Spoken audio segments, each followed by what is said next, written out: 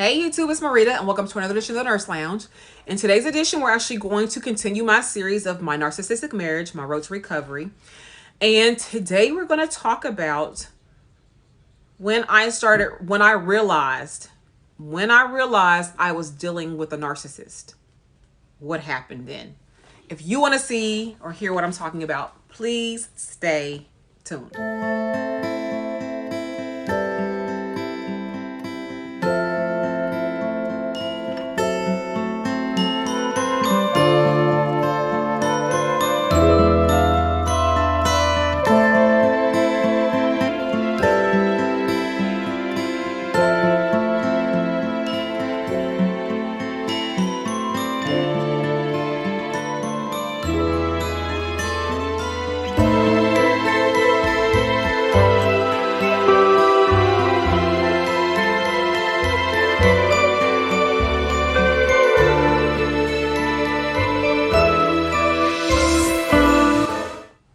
Welcome back. My name is Dr. Marida P. I'm a registered nurse. Been a nurse for 17 years. However, today we're not talking about nursing. Today we're going to talk about this marriage of mine and this narcissist that I am legally married to. So in this video, we're talking about when I discovered, or even how I discovered that I was dealing with a narcissist. This has been a question that people have asked me. How did you find out that he was a narcissist? What keyed you in? And I've talked about in one of my first introductory videos that he was just acting. I could never put my finger on what was wrong with him, basically. And I just remember watching videos. And this is how you know God works in mysterious ways. Here on YouTube, watching videos on everything other than narcissism. And I had no reason to look up the topic. I never put it in my search or nothing like that. Never did.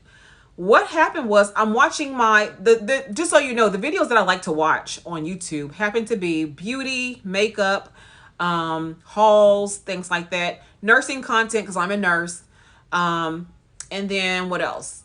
How to on different things, how to do different things, feminism. I'm really big into that. Pan-Africanism. I'm into that. So I watch those kind of videos, and I've been watching those kind of videos on this, that, and the other, children's hauls, clothing hauls, you name it, I was watching it. So as you know, those niches have nothing to do with narcissism, nothing at all. One day, somehow, Quinn Holliday, Associate Direct, pops up on my feed. And I'm like, besides him being an attractive black man, I had no reason to go click on his video. And, it says I don't know what the video was called, but it said something about narcissists or whatever. And I'm like, let me go watch this video. And I watched the video and began to realize that he must knew my husband. He must know him. I'm like, if that doesn't describe my husband to a T, that was him.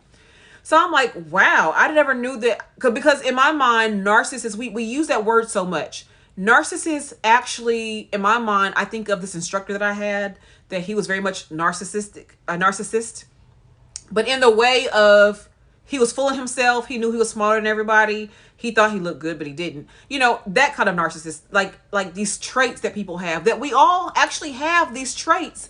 Most of us have empathy, which means we can put ourselves in other people's positions and understand and empathize and sympathize with people. Narcissists who have NPD, the personality disorder, cannot do that. We all have traits. So we all have these traits. We all can be selfish from time to time. We all can be full of ourselves from time to time, very prideful from time to time. It's about me from time to time, but we typically don't live our lives that way. And we typically don't live our lives by purposely going to hurt and sabotage other people. Now, with that being said, Quinn is talking about these narcissistic, whatever the video happened to be. And I'm like, dang, he knows my husband. So, of course, I watched that video. And as you know, with the algorithm and how YouTube works, that you watch one video on a topic and they will show you more of that person's content. So I watched a few more videos, and of course, more content came up on narcissism. And then, of course, it went to covert narcissism and NPD. Anyway, it just went on to this topic, and I'm starting watching these videos. And that aha moment for me, besides with Quinn and other people, I'm like, oh, people are telling their stories on here, on YouTube. And I'm like, we all married to the same man or woman. We are all married to the same person. They all do. It's like they follow a script or something. Like they like, okay, first I'm going to love bomb her or him. Then I'm going to do this. Then I'm going to do this. Then I'm going to hover. Then I'm going to discard. Then I'm going to come back around again. Like it was a script. The silent treatment, the love bombing, the gaslighting, the just all these things that I'm like, how did y'all know my husband? When I realized that I too was married to someone, I could now put a name to what was wrong with him. I'm like, oh my God, it opened up a whole new world. At this point in time, it's probably about 2015, 2016-ish, okay? And when I realized this and realized truly what he was and how he would get on social media and put this, he would put all these accolades on social media. Oh, I love my wife and she's beautiful and she's this, that, and the other, which he was right. But that ain't even the point. Behind closed doors, he was a beast to deal with. The mental abuse, the financial abuse, you put all this stuff on Facebook about how wonderful you are. I mean, I am, but you on the other end is, I'm so grateful to have you. So when I would go and tell other people about what I was dealing with, it was like, oh, but on Facebook, I'm like, he's not that person on Facebook. That's not him. That's a facade that he puts on. So with all that being said, I'm like, oh, that's what's wrong with him, right? As time goes on and I'm like, okay, now I'm watching videos about how to engage with gray rocking as an example, the silent treatment, how to engage with this person. I'm like, okay, now I know what to do. And I knew I had to come up with a plan to leave because at that point in time, I'm still hoping he's going to change. I'm still hoping he is going to, again, miraculously change. When he turned 40, I really thought this was going to be it because he put this whole post on Facebook about how he has made so many problems, had so many issues in the past and how he's going to change those issues. I'm a better man now for my wife, my kid. I mean, I'm like, yes, he's finally going to do it. Well, that lasted for 2 months, just like everything else lasts for like 2 to 3 months. And he reverted back to his normal narcissistic ways. At that point in time, I knew that he was not going to change. And after watching these videos about people who've been through the abuse of a narcissist, I realized that they were not going to change or he's not going to change. I remember if you've ever had a baby, if you've been to the hospital and they ask you, do you feel safe at home? Have you been abused? The first thing I think about is physical abuse. I'm like, oh no, I ain't been abused. He know not to touch me because I'll lay him out. That's what I would say. And they would laugh. We would laugh, have a good time. And I would lay him out if he put his hands on me. What I failed to realize was abuse does not mean putting their hand, it doesn't just mean putting their hands on you. The mental abuse that I went through is what I didn't realize I didn't realize what mental abuse was. Like as a nurse even, I could tell you what a mental abuse was, but I couldn't recognize it when it was happening to me is what I'm trying to say. Financial abuse. Like, what does that even mean? I didn't know what that meant. I know now what financial abuse means. When he sabotages the money, when he doesn't allow you to have, maybe you don't work or something like that, and you depend on him and he wants you to depend on him. So he does this, that, and the others to manipulate the money. In my case, I would go and write the checks to pay these bills, and he would purposely go take the money out the bank and everything would bounce. And of course, you know how that works. You don't have money to pay your bills. And I'm up here trying to pull from my savings to go pay these people in cash. It was just a whole big mess. That's financial abuse for me. Anyway, with that being said, I just didn't realize that all this was going on. And as a result of that, I'm like, oh my gosh, I thought I was alone. And I was in a marriage that was, detrimental to my health, mental health, physical health. I go back and look at pictures and I would see this, even today, see the sadness in my face, see how I was eating and stressing. And I remember having palpitations and things like that. And keep in mind, I'm a nurse. It's hard to pull from that when you have education on something, but then you're living the very thing. That's why therapists need therapists, because therapists go through things too, and they need somebody to talk to. So even therapists need therapists. I'm not a therapist. I'm just simply saying sometimes you're in the situation and you know the signs and symptoms of something, but when you get in the situation, you can't see it for what it is because you're living it. You can't be objective because you are living it. So with that being said, I start realizing like I'm dealing with a narcissist. Oh my gosh. I start seeing him through a whole different light. That lens kind of cleared for me. And I'm like, okay, he is the devil. He is a spawn of the devil. He is not who I thought he was. And as a result of that, I'm not who I thought I was. Next video, actually, on how I've changed as a result of being involved with a narcissist. But anyway, I digress. So then as time goes on, I realize who I'm dealing with, and I'm watching these videos day in and day out. I go to work, come home, I'm watching these videos. Now, let me tell you what would happen when he would see me watching these videos. I would come in, or he would come into the house or whatever, and I got my little laptop sitting up there, and I'm in school. At that point in time, I was in school to get my doctorate. Sorry, there's a hair in my eye. I was in school to get my doctorate, so I have my books laid out, and I have my YouTube, my laptop sitting there, and I have my main home computer. So my main home computer I was doing my work on. I would have my laptop to the side, listening, watching YouTube videos on narcissism. And he would come in, and he's like, "Why are you watching that mess?" Well, you know what? The devil don't like to be called out. They don't like to be called out. And I couldn't figure out what for the life of me why he would even care. And I'm not telling you to do this. I'm not telling you to do this. But it's kind of like the kryptonite. Like, you know, why, if it doesn't apply to you, why do you care what I watch? So I began to realize when he started getting called out on it, that he started seeing that I finally figured out who he really was. Oh, he was livid that I was watching these videos. Just livid that I watched the videos. Well, I don't know why you're watching that mess. And he would have, again, these adult tantrums and storm out the house and da-da-da-da. That would be his reason as to why he would get out the house and go do whatever he was going to do, cheat or whatever he was going to go do. Because I was watching these videos. I don't know why you're watching this mess, and on and on and on and on. That's what he would say to me. And with that being said, you know, I'm like, why is he so offended by that? Because if he was watching a video on, let's say, somebody who has schizophrenia and their signs and symptoms, bad example, I guess. But my point is, I wouldn't be offended by that because I don't have that. Do you see what I'm saying? Like, I don't have that issue or whatever. But I noticed that the more he saw me watching these videos, why are you feeding your mind that trash? Why are you, that's what he would say to me. Why are you feeding your mind that trash? Ain't nobody no narcissist up in here. You don't even know what that is. Again, that's what he was doing, okay? And I'm like, okay, all right. So then I started not watching it when he was around. So I only start watching the videos because I start beginning to see he became more irate and more difficult to deal with. The silent treatment cycles would repeat.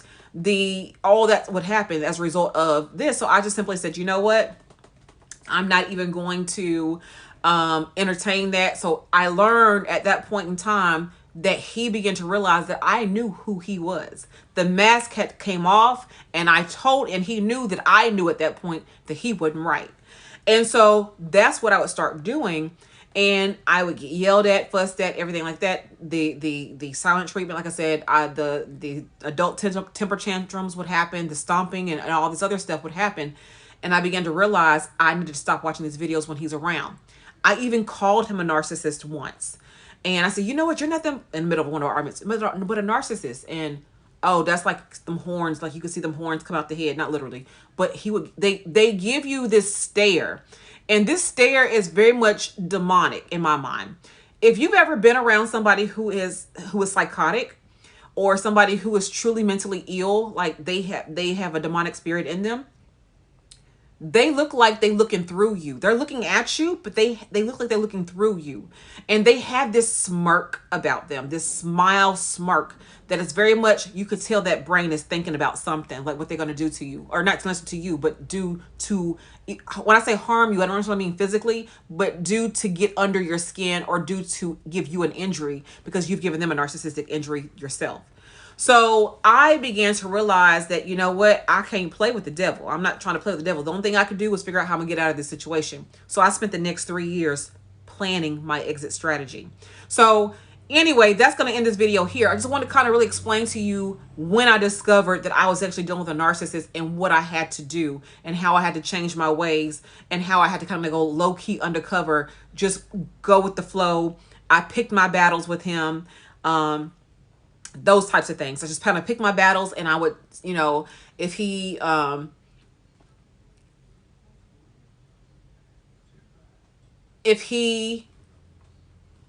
was nice, I knew it was not going to last long. And matter of fact, it's just kind of like how, you know, if they are nice to you, you best believe something bad about to happen. And for me, that was the scariest thing, was to know that something bad was about to happen, how the shoe was about to drop, because that's what they do. it goes through that whole domestic violence cycle, if you know that cycle. So you have that period of time in which they are love bombing you. You know, like, think about Pepe Le Pew. You all remember the cartoon Pepe Le Pew, and how the male skunk would be all over that female skunk, and she don't want to have nothing to do with him. She's trying to get away, type of thing. But that love bombing him, saying how beautiful, that's what they do. Okay, not necessarily in that way, but they love bomb you. They stroking you. They, oh, you're beautiful. The Facebook post, that's kind of what he would do. So you have that love bombing stage where they do that. Then after that, you have the stage in which you have the tension, the build up phase, the tension phase, where you are having arguments all the time about nonsense, and then whatever it happens to be is going to blow up. Okay, it happens to blow up. You get your argument. He walks out. Whatever happens to happen. If he puts his hands on you, something happens.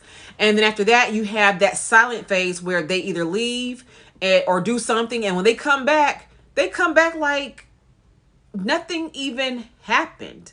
Like, you're like, wait a minute. Do you not just know that we just had a blowout fight? Not physical, but argument just yesterday or just 2 hours ago? And they appear back to normal like that never happened. And you're like, wait a minute. It messes with your psyche.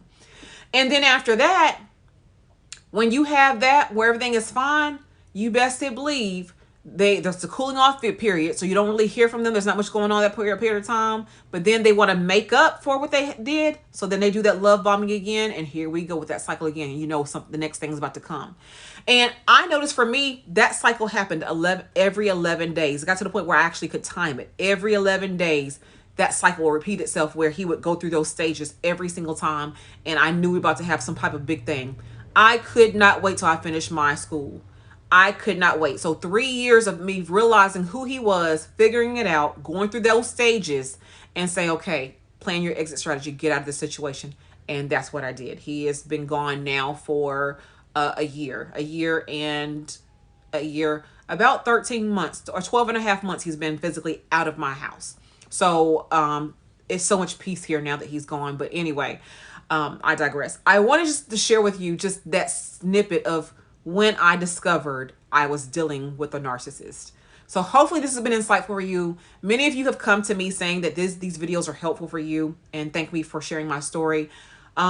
This is an outlet for me. This helps me mentally to share my story, because I thought it was just me at one point. I'm like, okay, everybody's with these happy marriages. And even if you don't deal with somebody who's a narcissist, I begin to realize that every marriage is not happy, even if it's not a narcissist. That we are all staying, not all of us, but a lot of us are staying in marriages that are toxic even. Not that they're a narcissist, but that's toxic.